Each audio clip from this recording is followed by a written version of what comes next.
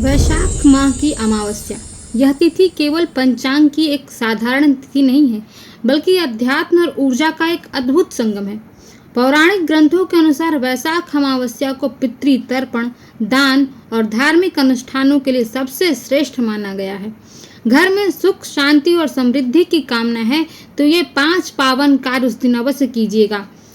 सूर्योदय से पहले स्नान कर तुलसी में जल दीजिएगा और तुलसी में दीपक अवश्य जलाइएगा। ऐसा करने से घर का वास्तु दोष शांत होता है और देवी लक्ष्मी की कृपा बनी रहती है।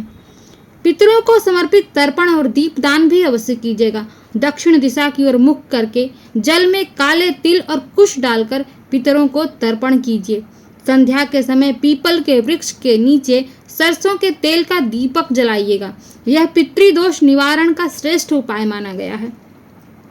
गरीबों या ब्राह्मण को काले तिल, उड़द, चावल, गुड़ और वस्त्रों का दान भी कीजिएगा। इससे काल सर्प दोष, राहु केतु के अशुभ प्रभाव और आर्थिक बाधाएं दूर होती हैं। भगवती लक्ष्मी और श्री हरि विष्णु की उस दिन विशेष पूजा कीजिएगा। गाय के घी का दीपक जलाकर ओम श्रीम ह्रीम श्रीम कमले कमलालये प्रसीद प्रसीद श्रीम ह्रीम श्रीम ओम महालक्ष्मी नमः इस मंत्र का 108 बार कम से कम जप कीजिएगा। साथ ही विष्णु सहस्त्रनाम या लक्ष्मी अष्टोत्तर का पाठ अवश्य कीजिएगा। यह माता लक्ष्मी को प्रसन्न करता है और आपकी आर्थिक संपन्नता को बढ़ावा देता है। चींटियों और पक्षियों को भी उस दिन दाना अवश्य रखिएगा। वैसे तो रोज ही रखना चाहिए। गृहस्थ जीवन की शांति के लिए चींटियों को आटा और गुड़ मिलाकर खिलाइए। पक्षियों के लिए अपने छत पर या बालकनी में जल से भरा हुआ एक पात्र और एक पात्र अनाज के दानों से भरा हुआ रखिए।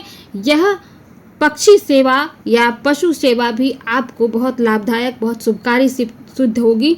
पितृदोष, काल्प सर्प दोष, इन सब चीज़ों में आपको राहत मिलेगी। यह प्रकृति की सेवा के साथ साथ गृह दोष और शनि दोष से भी रक्षा करता है।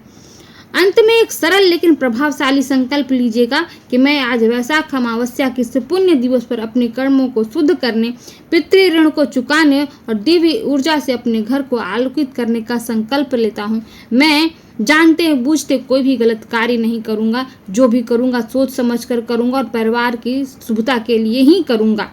किसी का बुरा नहीं करूँगा, किसी का अहित नहीं करूँगा।